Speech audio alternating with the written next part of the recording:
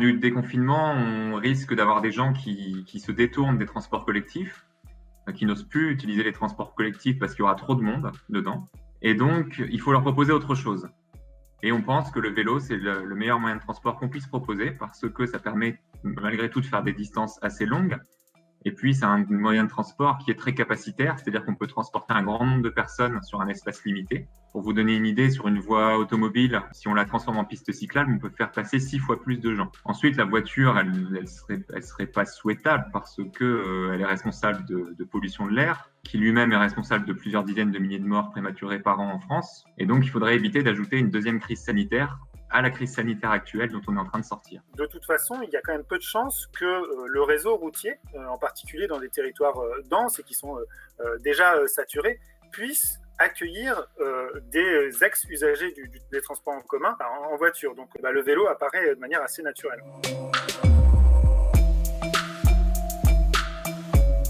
Il s'agit d'utiliser l'outil bicyclette comme un outil de résilience, de réponse à cette crise. Le vélo permet de ne pas contaminer les autres, de ne pas être exposé soi-même. On n'est pas dans les transports en commun, donc il n'y a pas la promiscuité, on n'a pas de risque de contamination ni par les gouttelettes, ni par les contacts avec les surfaces. Mais c'est également tout simplement bon pour le portefeuille. Et donc pour toutes ces raisons-là, il faut créer les conditions pour qu'il soit crédible de proposer aux gens de se déplacer à vélo, parce que sinon ce n'est juste qu'une incantation ou une fausse bonne idée.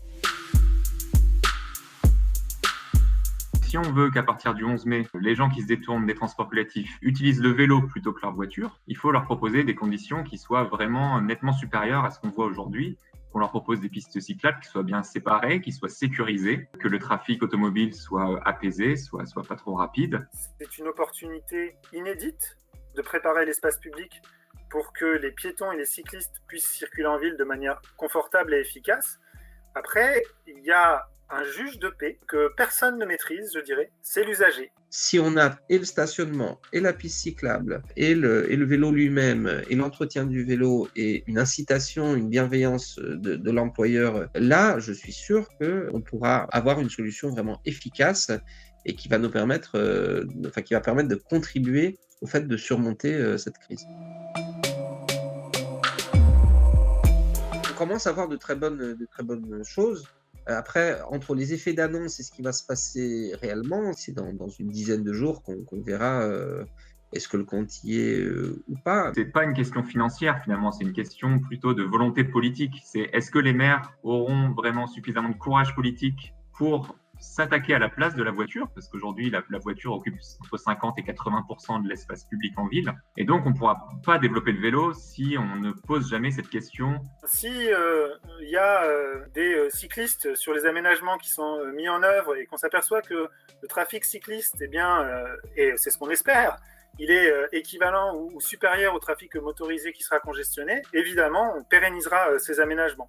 Il y aura, je pense, une légitimation par l'usage. C'est l'usage effectif des infrastructures qui va conduire au choix de supprimer ou de pérenniser ces pistes cyclables, d'où l'intérêt de communiquer aussi de manière massive sur ces initiatives.